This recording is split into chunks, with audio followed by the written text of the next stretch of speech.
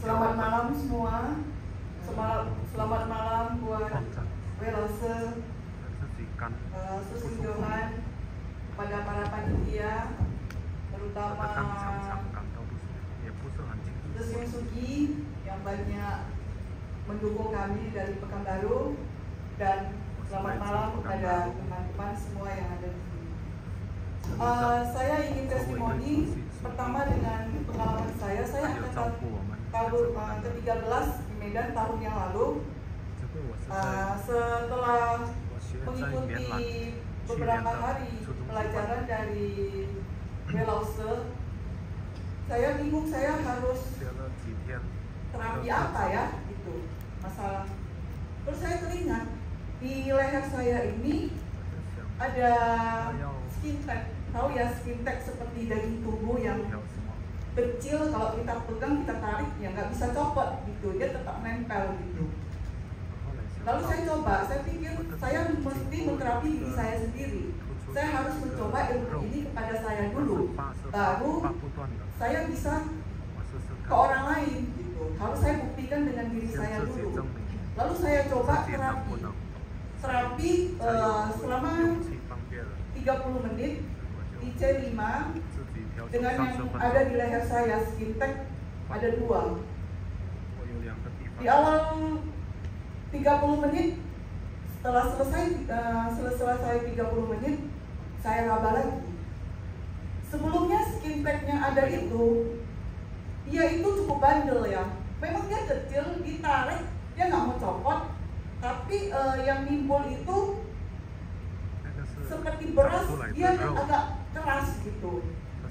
Tapi setelah saya terapi, begitu saya sentuh, saya kaget, loh, ini kok dia lebih melembut ya, lebih melembut gitu. Kalau dulu saya coba pakai tangan, saya pencet untuk melepas membelahnya itu nggak bisa. Tapi ini terlalu lembut, saya coba lagi, saya terapi lagi, setiap hari saya terapi. Setelah 1 hari saya terapi itu di pagi 1 kali, di malamnya 1 kali, itu terasa perubahan mengecil. Saya kaget, antara percaya nggak percaya, apakah ini perasaan saya sendiri apa enggak ya gitu. Besoknya saya ulang lagi, saya terapi lagi 1 hari 2 kali. Ternyata memang benar, semakin mengecil. Selama 4 hari saya terapi, dan hingga hari ini saya kaget, di hari keempat benar-benar nggak ada lagi, hilang dengan sendirinya. Skin tag itu nggak ada muncul, sampai sekarang nggak ada lagi. Itu pengalaman saya pertama. Beberapa bulan kemudian, saya kan ada flek ya di wajah itu dari kecil. Cuma saya heran, kok flek yang ada di wajah saya di sebelah kiri di bawah mata ini itu mulai pelan-pelan timbul. Saya kaget, saya pikir mungkin ini perasaan saya yang timbul. Saya ngomong ke suami, coba dilihatin, ini memang timbul apa enggak, coba diraba. Lalu dia bilang, udah jangan dipegang, jangan diusap, nggak ada apa-apa.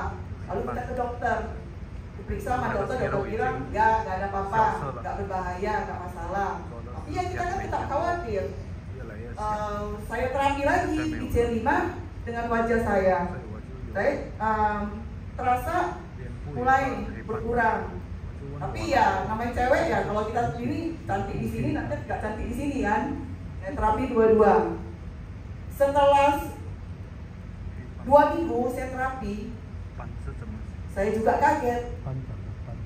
Itu flek yang timbul seperti tai lalat itu, lama-lama aja hilang. Sekarang udah nggak ada lagi, menyatu dengan kulit. Udah.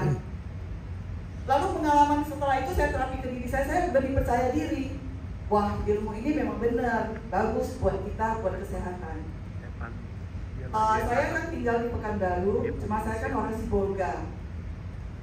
Saya balik ke Sibolga untuk memperingati 1 tahun atas meninggalnya papa saya. Lalu saya mampir, setelah itu saya mampir ke rumah abang saya. Saya lihat saya punya adik papa ya. Adik papa kalau kita panggil, kalau orang Indonesia sebut bibi. Kalau kita sebut Ako. Ako, dia nggak punya suami, suaminya udah meninggal, dan dia tidak punya anak. Dia nggak ada yang ngurus gitu, jadi dia sendiri.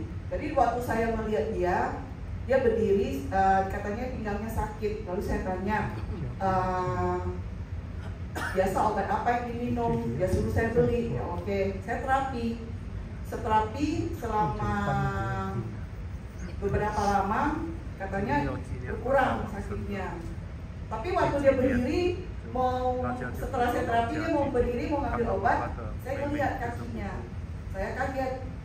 Di belakang betisnya ini ada luka. Luka itu seperti udah membusuk, menghitam. Saya kaget, saya tanya dia, "Aku kakinya kenapa? Itu ada apa?" Dia bilang, lukanya ini fotonya benar nggak? Ya, nanti ke sini. Oke, ya. terima kasih. Kakinya kenapa? Dia nggak tahu, kena di belakang. Ya udah, saya rawat sembuh. Setelah hari ketiga, dia salahin saya, dia marah saya. Itu gara-gara kamu urus kaki saya. Kaki saya di sini dekat mata kaki kok jadinya makin parah, sakit. Dia bilang, saya bingung, nggak ada hubungannya kan. Saya melihat itu di awal yang pertama, ini yang di mata kakinya ini bengkak berair. Waktu saya angkat kakinya ke paha saya, waktu mau membersihkan luka yang ada di betis, itu saya lakukan rutin, itu udah sembuh. Ini saya bingung kenapa ada air menetes, itu airnya dari mana? Warnanya menguning. Lalu saya lihat, ternyata di mata kakinya itu seperti nanah.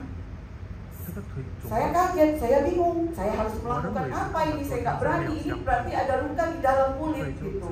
Akhirnya saya bawa ke dokter, periksa tes darah, dia nggak ada gula, semuanya bagus. Lalu dokter sarankan ke saya, kita lakukan pembersihan. Oke, kalau begitu saya bilang, kita berarti ke dokter bedah untuk membersihkan luka yang ada di kaki. Oke, lalu dilakukan pembedahan. Saat dilakukan pembedahan, malah bukannya membaik. Itu yang paling atas. Setelah keluar dari rumah sakit, saya buka perbannya, saya lihat, loh ini semakin parah. Saya balik lagi ke dokternya. Dok, ini bibi saya bawa ke sini bukannya makin sembuh. Kenapa kok masalahnya ini nanah loh dok. Saya bilang gitu. Oh ya sudah, kata dokternya, kita bersihin. Dia bilang, oke dibersihin. Di rumah sakit malah timbul seperti yang itu. Setelah pulang ke rumah, itu kakinya mulai timbul nanah. Dari lukanya itu timbul nanahnya itu, dia kakinya keluar banyak air. Lalu nanahnya itu saya lihat mengeras seperti lemak gitu.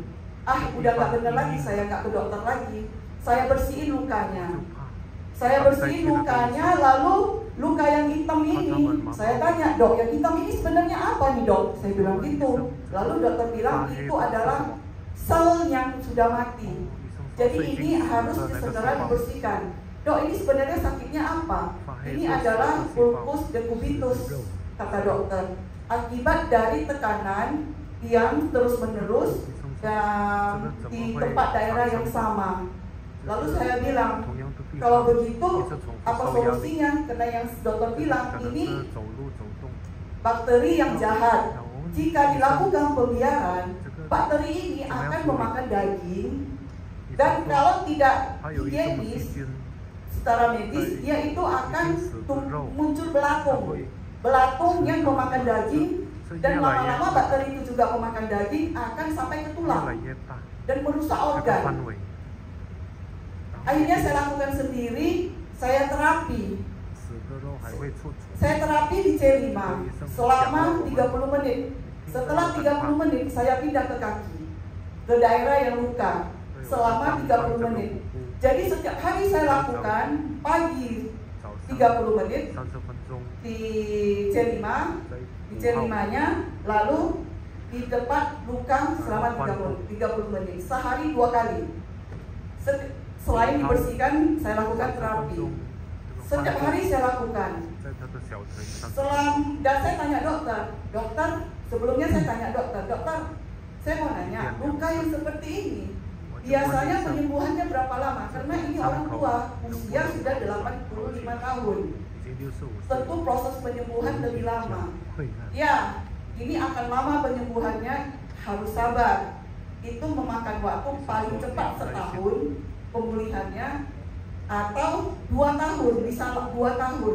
Saya mikir, aduh gimana ya? Sementara saya itu kan harus balik ke Pekanbaru ya, nggak mungkin saya lama.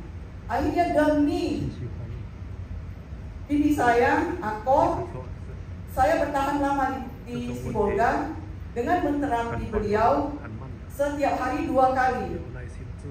Saya lakukan pembersihan. Ini luka yang bolong, ini bolong ini. Bolong, ini luka yang masih ada bersih. Itu tidak sampai setahun. Hanya 6 bulan lewat berapa minggu. Luka itu sekarang sudah mulai mengecil. Mulai mengecil. Dan jadi saya sangat senang sekali. Dan saya mengikuti ini, terpaksa saya tinggalin dia, nanti saya nggak tahu bagaimana lagi perkembangannya. Nanti saya kembali melihat hasilnya. Tapi memang perkembangannya sangat signifikan. Dia juga sangat gembira, saya juga senang, hasilnya sangat memuaskan. Udah mengecil. Oke, terima kasih. Luar biasa sekali, terima kasih untuk Jen Berry.